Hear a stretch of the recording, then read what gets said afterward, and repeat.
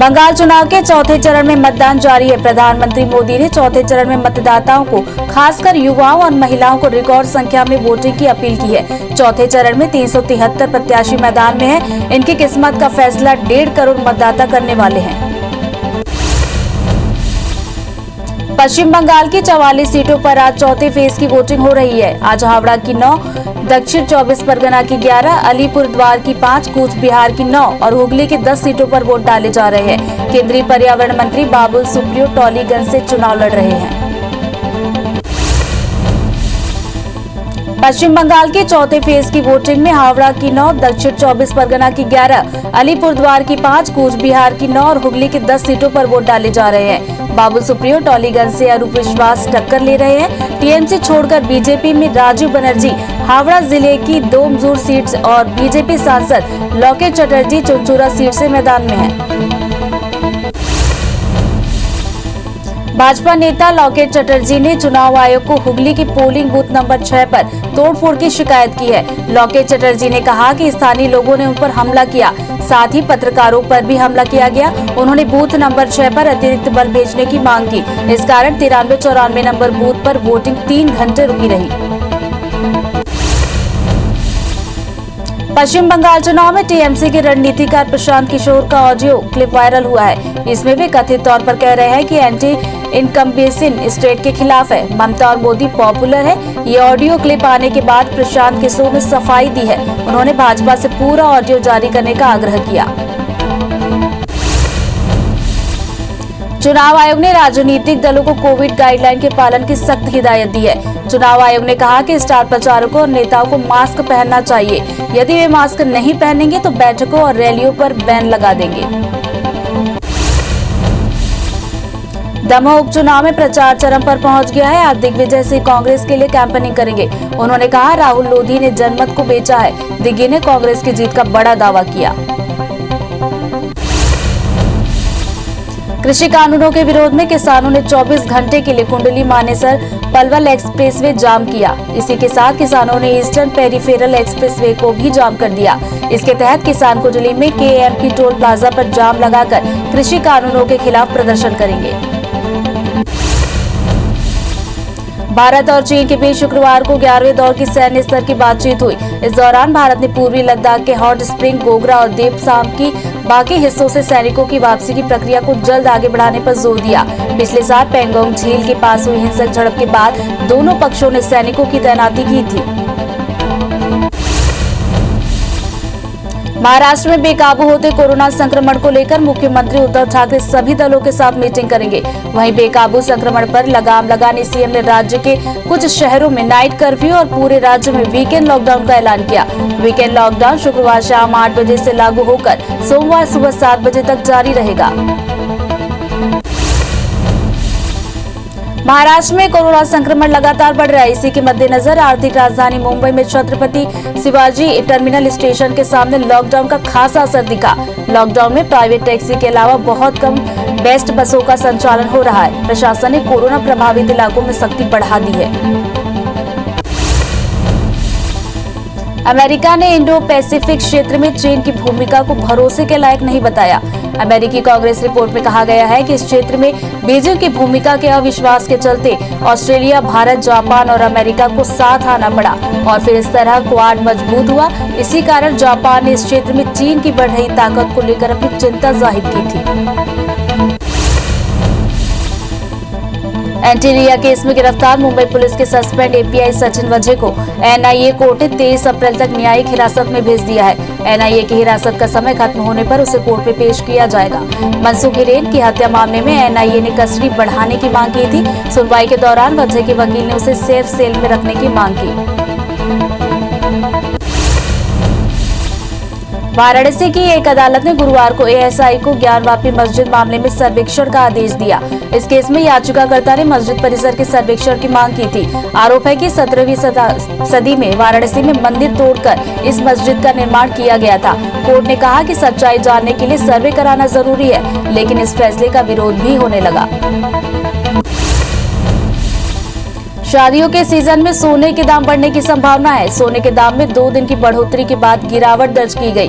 Multi commodity exchange पर सुबह सोने के भाव में गिरावट देखने को मिली है। इसके अलावा चांदी भी सस्ती हो गई है। MCX पर सोना 46,793 प्रति 10 ग्राम, जबकि चांदी का भाव 67,240 पर आ गया।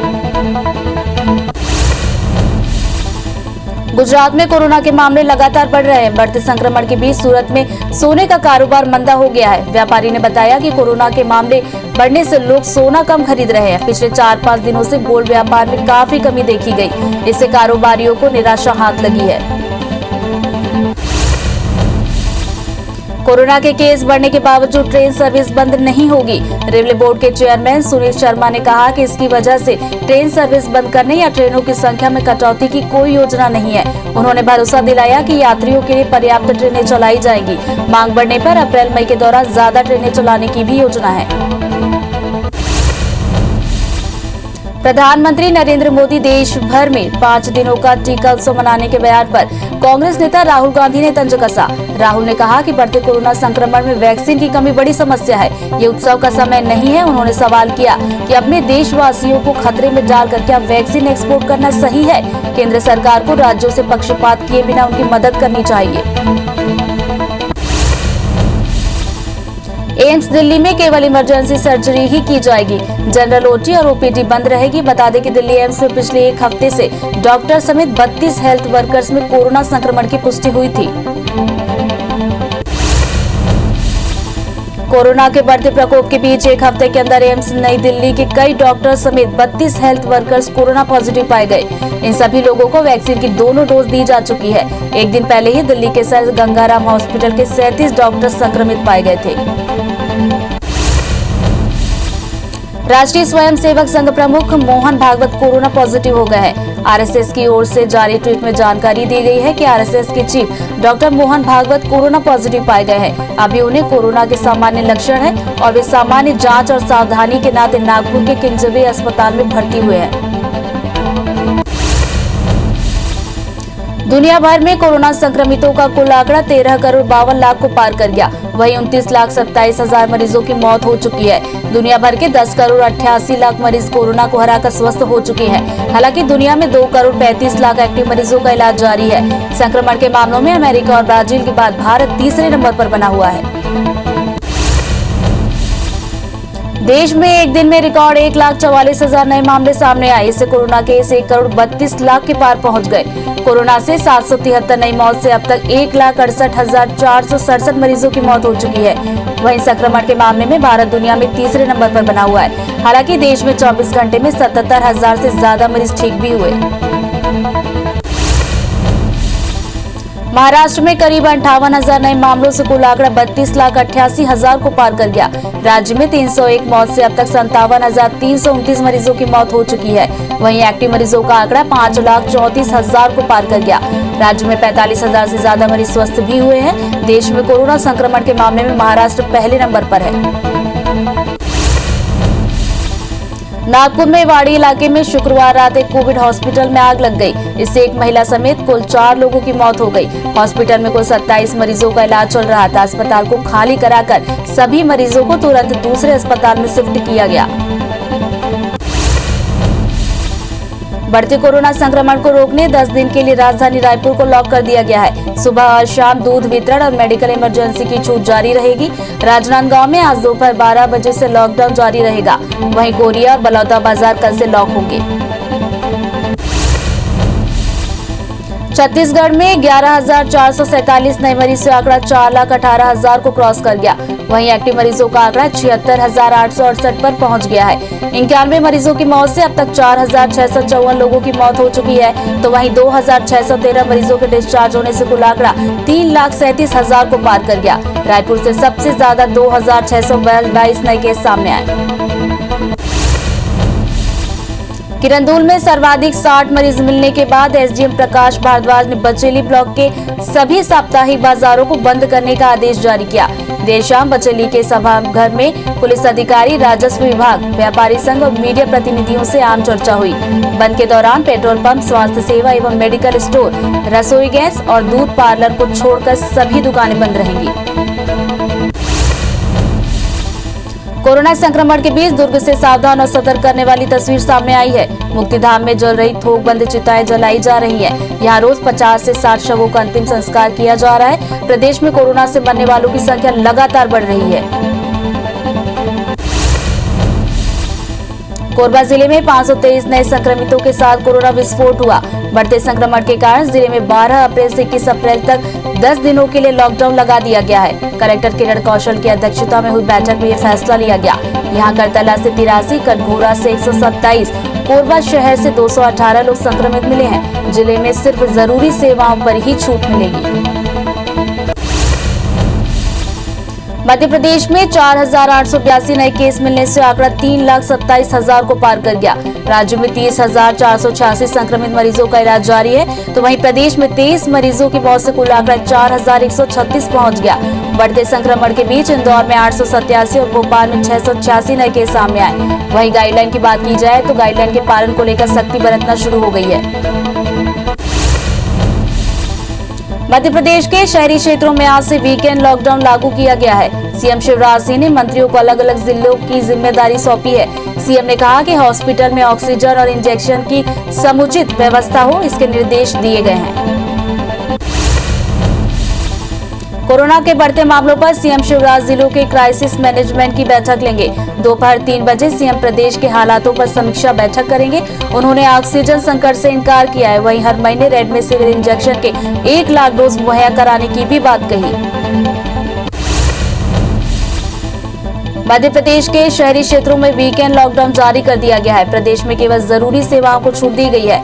सोमवार सुबह 6 बजे तक बंदिशें लागू रहेंगी। वहीं नियमों को सख्ती से पालन कराने में प्रशासन जुट गया है। आईपीएल 2021 के 14वें सीजन में मुंबई ने लगातार 9 बार अपना पहला मैच गंवाया है। विराट कोहली की रॉयल चैलेंजर्स बेंगलुरु ने मुंबई इंडियंस को 2 विकेट से हरा दिया। मुंबई इंडियंस ने टॉस हराकर पहले बैटिंग करते हुए 159 रन बनाए। जवाब में बेंगलुरु ने 8 विकेट में 160 रन का लक्ष्य हासिल किया।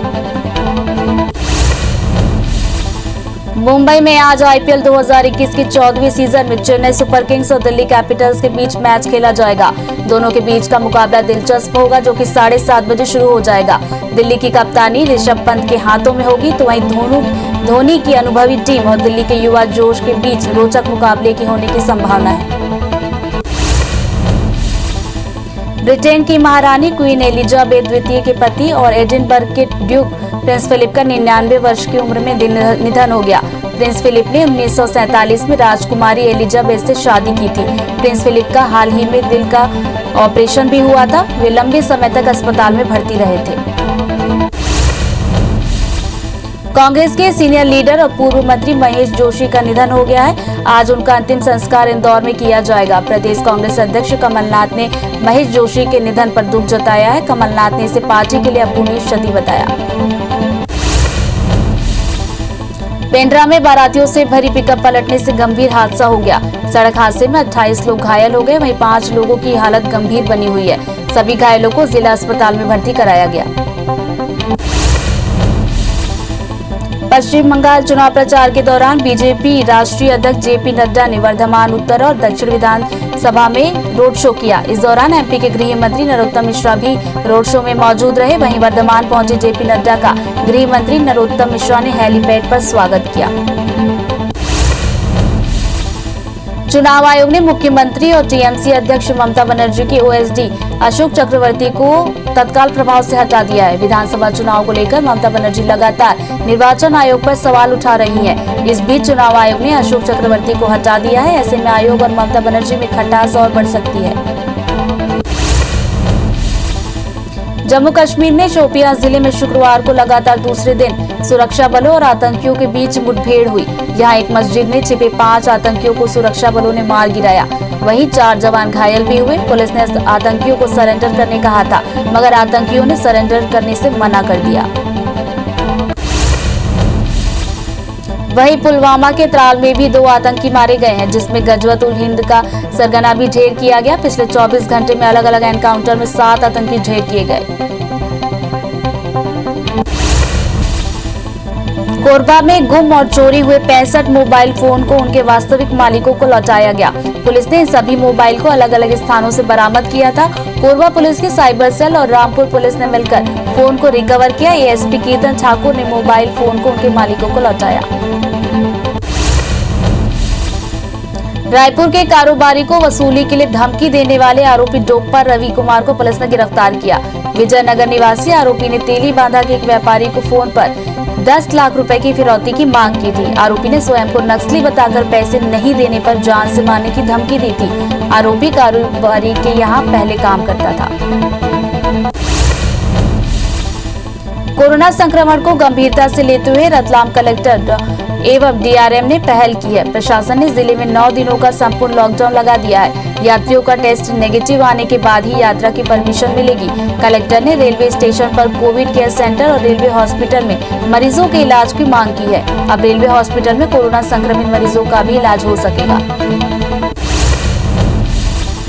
कबीरधाम में भोरमदेव मंदिर में होली के 13वें दिन मेले का आयोजन किया जाता रहा है। भोरमदेव महोत्सव के आयोजन के साथ भोलेनाथ की पूजा अर्चना की जाती थी, लेकिन कोरोना संक्रमण के कारण इस साल न तो मेला लगा न ही महोत्सव का आयोजन किया गया। सिर्फ एक दिन पहले दीपदान कर प्रदेश व जिले के सुख शांति की कामना की गई। छत्तीसगढ़ के गृह मंत्री ताम्रध्वज साहू ने अपनी पत्नी के साथ कोरोना का टीका लगवाया। वो रायपुर के मेडिकल कॉलेज में टीका लगवाने पहुंचे थे। छत्तीसगढ़ में कोरोना से निपटने बेहतर इंतजाम के लिए स्वास्थ्य मंत्री टीएस सिंहदेव ने मुख्यमंत्री भूपेश बघेल को पत्र लिखा है। उन्होंने अपने पत्र में आईसीयू बेड के विस्तार और कोरोना हेल्थ वर्कर्स को इंसेंटिव देने की बात लिखी है।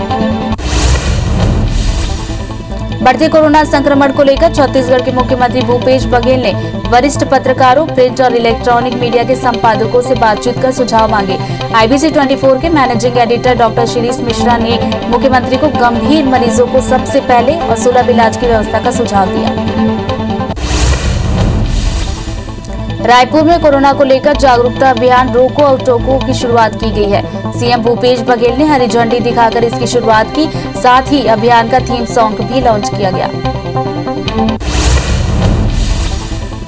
कोरोना के बढ़ते आंकड़ों पर कमलनाथ ने ट्वीट कर सरकार पर निशाना साधा है। उन्होंने ट्वीट में लिखा कि मौत की खबरें बेहद झकझोर देने वाली। सागर, उज्जैन और खरगोन में ऑक्सीजन की कमी से मौत शर्मसार करने वाली है। उज्जैन में तो बीजेपी कार्यकर्ता ने ही ऑक्सीजन की कमी की जानकारी दी, फिर भी जिम्मेदार आगे नहीं जागे। इसके दोषियों और जिम्मेदारों पर कड़ी कार्रवाई हो। इंदौर में रेमडेसिविर इंजेक्शन नहीं मिलने पर लोगों ने हंगामा किया। दवा बाजार में मरीजों के परिजन इंजेक्शन नहीं मिलने से परेशान हैं और इसी वजह से उन्होंने हंगामा किया और प्रशासन पर आरोप लगाया। आपको बता दें कि इंदौर में रेमडेसिविर इंजेक्शन की किल्लत है। कटनी के विजयरावगढ़ विधायक और पूर्व मंत्री संजय सत्येंद्र पाठक ने कोरोना का पहला टीका लगवाया। उन्होंने जिले के अंजुमन इस्माइलिया स्कूल स्थित जिला कोविड टीकाकरण केंद्र पहुंचकर वैक्सीन लगवाई। साथ ही लोगों से भी वैक्सीन लगवाने की अपील की।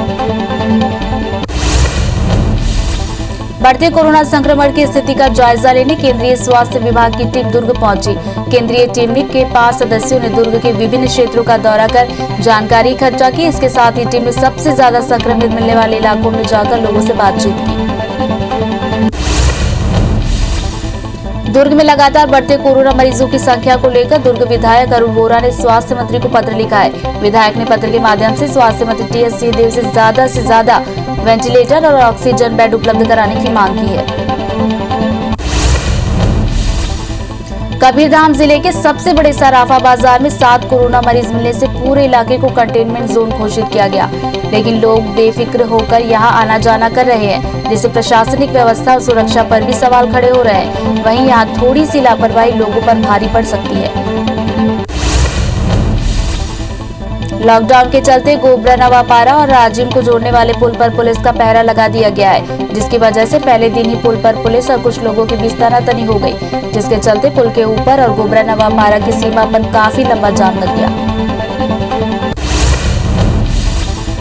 कोरोना के बढ़ते संक्रमण को लेकर 11 अप्रैल शाम 6 बजे से 19 अप्रैल सुबह 6 बजे तक लॉकडाउन लगाया जाएगा। इस दौरान जिले की सभी सीमाएं सील रहेंगी, जिसे लेकर कलेक्टर ने आदेश भी जारी कर दिया है।